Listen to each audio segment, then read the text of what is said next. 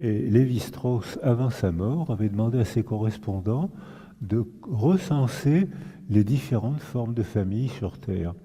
Et ils en avaient recensé 5000.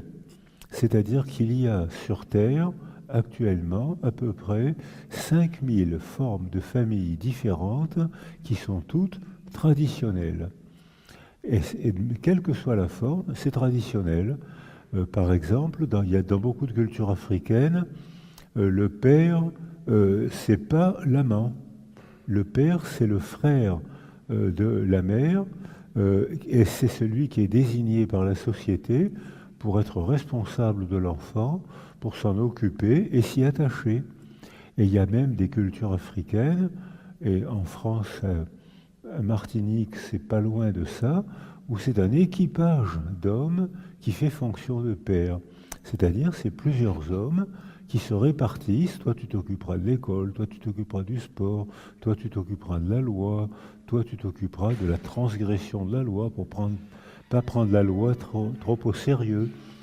Donc, ça veut dire que même encore en France aujourd'hui, il y a des zones familiales où on considère que le père, c'est plusieurs hommes. C'est pas l'amant. Alors ça donne des contresens étonnants dont je parlais l'autre jour. J'ai une dame qui était professeure de littérature française en Afrique du Sud.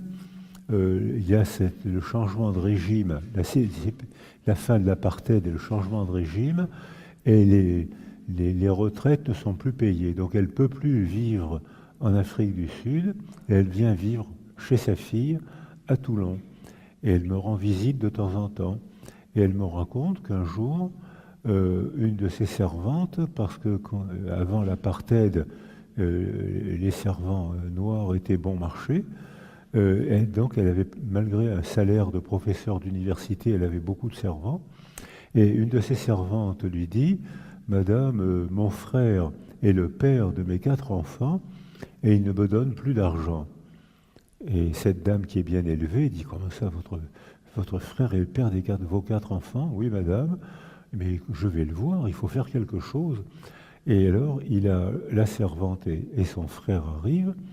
Monsieur, vous êtes le père des 4 enfants de votre sœur? Oui, madame. Madame, votre frère vous a fait 4 enfants?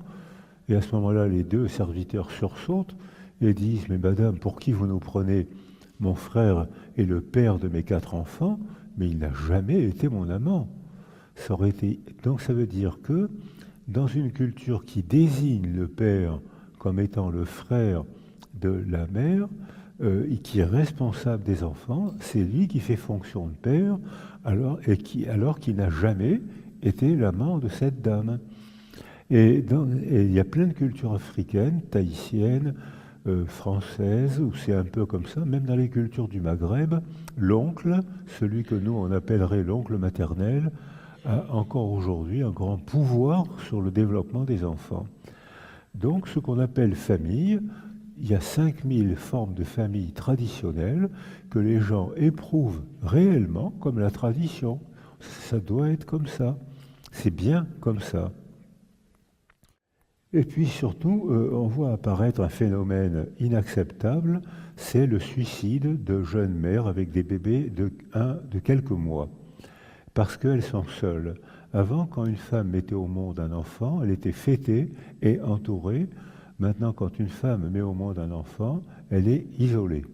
Et que le grand facteur de la dépression, le tapis roulant de la dépression, c'est la solitude.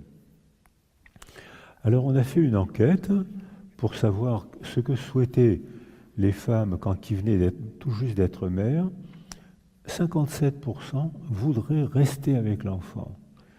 17% préfèrent reprendre le travail tout de suite. 9% pensent que le mettre au monde un enfant, c'est un handicap social.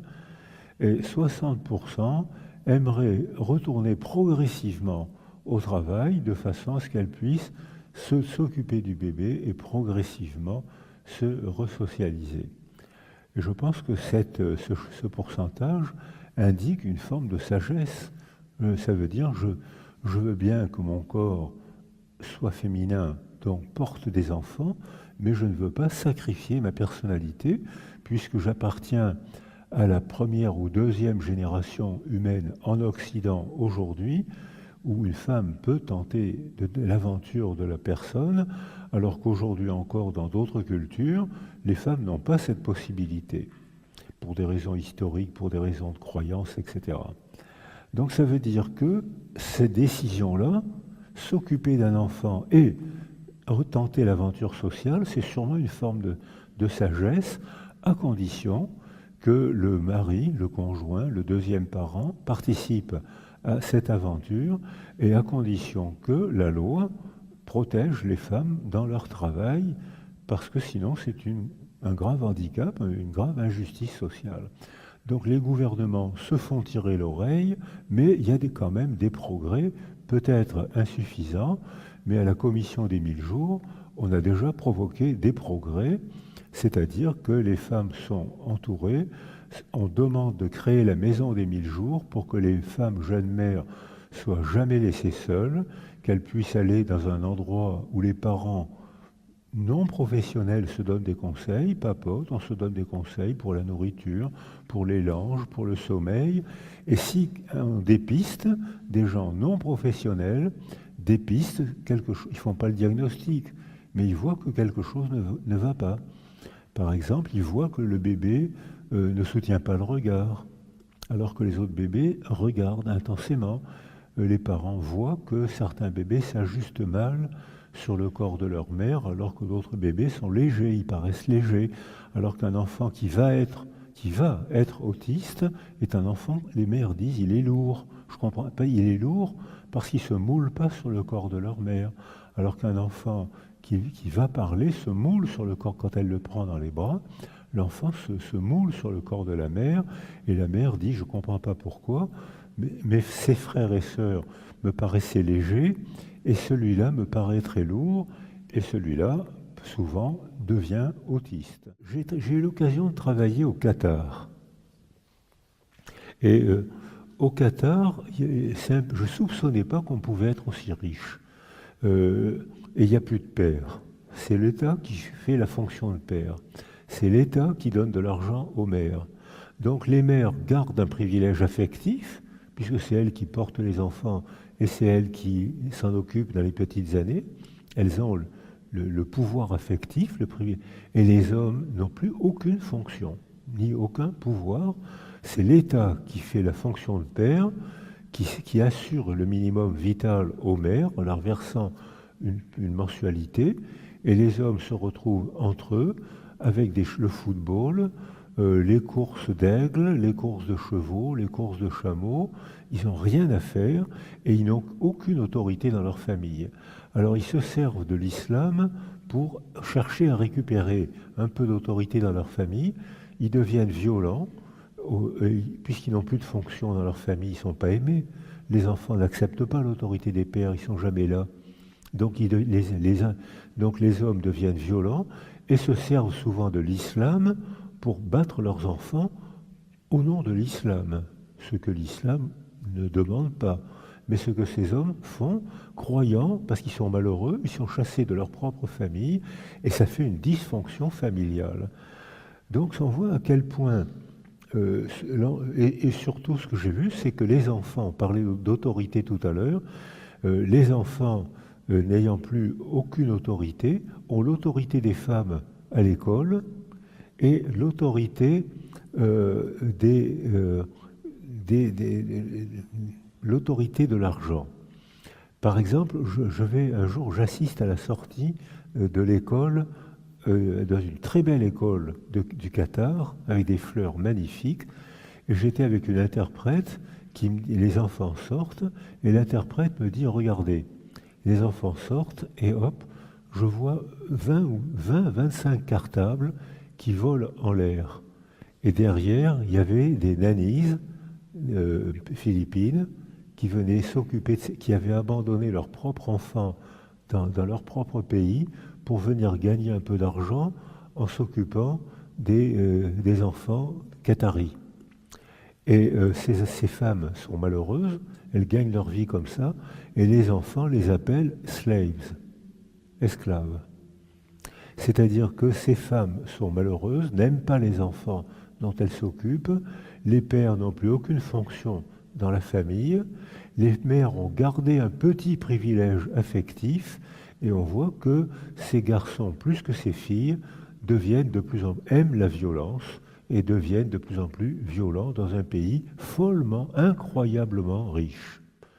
Et puis on voit aussi surtout que le XX, c'est-à-dire les filles, et XY se développent de manière extrêmement différente, selon les quartiers. Et on voit que dans les beaux quartiers, où les logements sont grands, où les écoles sont pas loin des beaux logements, 70 à 80% des enfants ont acquis un attachement sécure. Ces enfants savent s'exprimer, s'orienter vers les adultes, dire ce qu'ils pensent, ils parlent les premiers, et c'est des enfants qui se socialisent très bien, qui vont apprendre un métier et qui vont transmettre. On voit des traditions, on voit des dynasties de diplômés, des dynasties de gens qui apprennent à bien vivre. C'est pas un crime, ils n'ont rien volé, ce sont les seuls qui peuvent faire cet effort. Parce qu'on voit à côté, dans l'urbanisme des pas beaux quartiers, il y a une hyperdensité qui provoque l'agressivité, la pauvreté, où les mères et les pères partent le matin et apparaissent le soir, l'hyperdensité qui provoque la violence, comme on l'a vu avec le virus, où 48 heures après,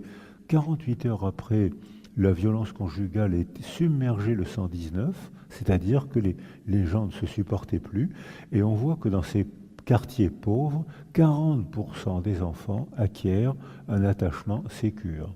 C'est-à-dire que certains parents pauvres s'occupent très bien de leurs enfants, leur fournissent tout ce qu'il faut, mais populationnellement, certains quartiers sont à risque, et c'est dans ces quartiers qu'on voit apparaître le plus de ce qu'on appelle les incivilités, alors qu'en fait, c'est des enfants qui n'ont pas été éduqués.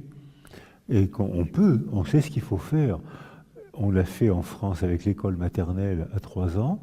Il faut ajouter des institutions autour de l'école, autour de la famille, des institutions de sport, de musique, de théâtre, qui permettront d'éduquer les enfants quand les parents sont débordés ou morts ou malheureux.